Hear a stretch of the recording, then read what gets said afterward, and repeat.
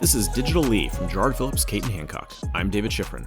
Twice a month, we highlight the headlines, platforms, and best practices in digital and social media that healthcare organizations need to keep up, and better yet, get ahead. Today, we've got a story on using YouTube to connect with patients and work towards health equity, the value of YouTube as a platform for healthcare providers, and for our tip of the day, it's Twitter and LinkedIn polls.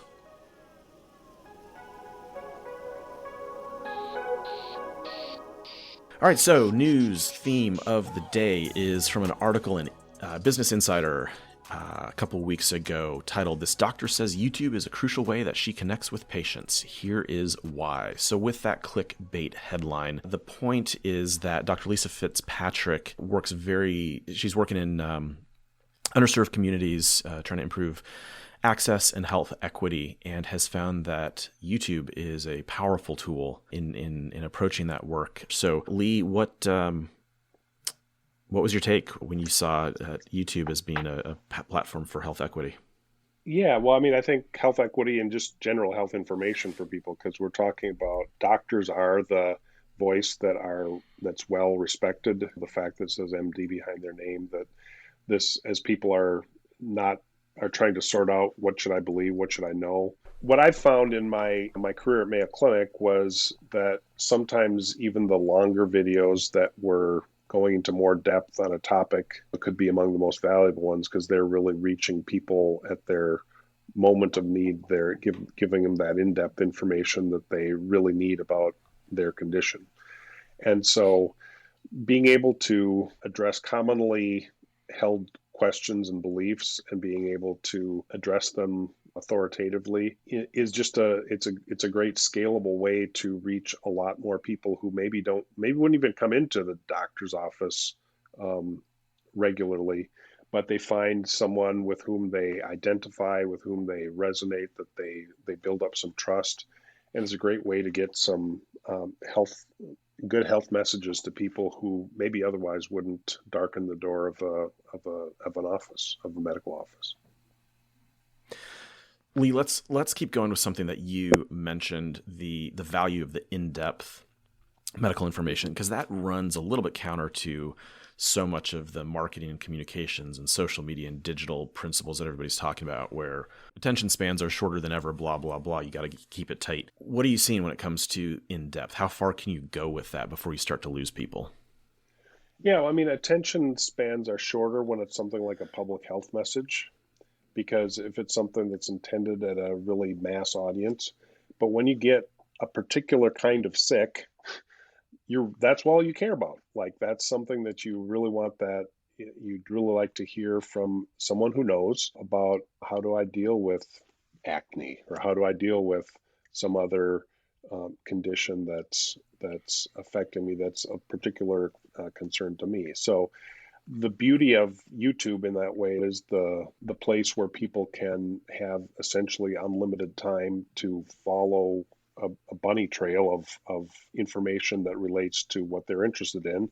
And YouTube also serves up related videos on those topics.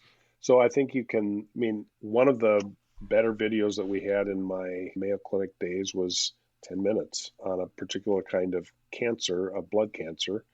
And it got tens of thousands of views. It wasn't millions of views. It wasn't like funny cat video territory, but it was the right kind of people. There were the right people who really had that as an interest, or their family members, and help them to better understand their condition.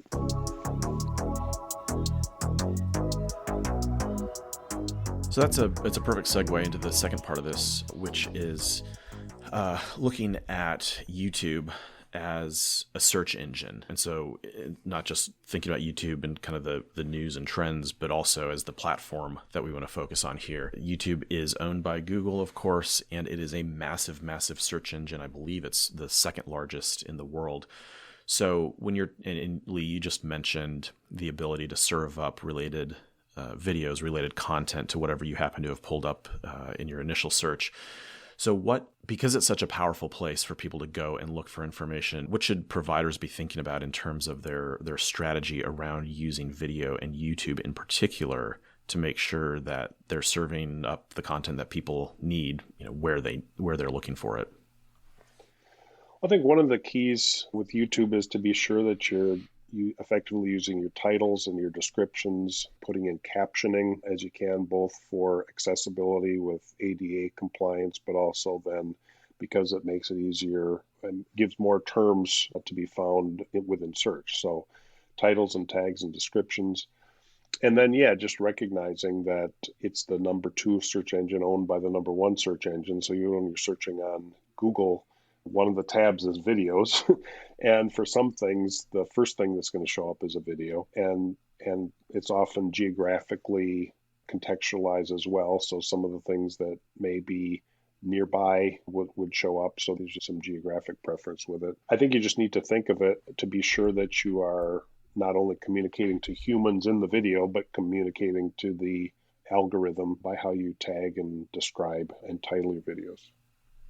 Cool. Okay. Thanks. Let's move on to the tip of the day, and we are going to switch platforms here and look at LinkedIn and Twitter polls. So I've been seeing more and more of this. I think maybe it's died off a little bit over the last couple of months, kind of tail end of the summer of 2021, but lots of organizations and lots of people posting quick polls on particularly LinkedIn, also seen it on Twitter. And I think overall, I've seen this coming more from the marketing and business people in my network than the healthcare provider folks. But that said, I think we all have seen those. We've all probably responded to them. Some of them are goofy. Some of them are a little bit more serious. I guess the simple question is that a useful tool for healthcare providers to be considering, or is it just yet another social media digital fad that's going to be gone in 6 minutes and we'll all forget about by New Year's? Yeah, I think it all does depend on what you're trying to accomplish. And I've seen some people use them for education where there is actually a right answer to the question. It's like putting up a quiz, and then they'll do a follow-up with, so here was the right answer, and where they can use it as in that educational perspective. I think it's the engagement and interaction.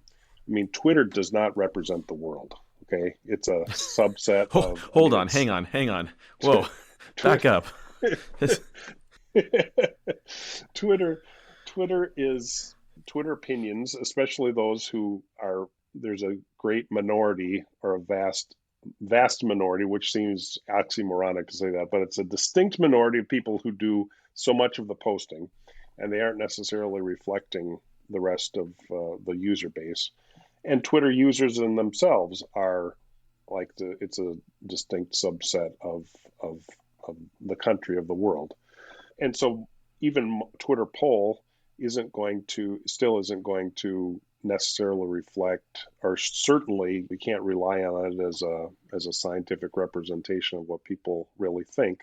However, probably you get more engagement among the regular lurkers on social media and on Twitter in a Twitter poll because it's anonymous, because people can vote what they really think versus what they are supposed to think, because if you reply to or comment, then your name is traced to what you're saying, versus on Twitter, the poll responses are anonymous. So I think, again, depending on what you're trying to accomplish, it can be helpful. I also think that LinkedIn polls are probably more reliable because they're less susceptible to some kind of an organized, okay, somebody put up a poll and I'm going to torch them with the answer that they didn't want, because that has been known to happen definitely on Twitter for sure.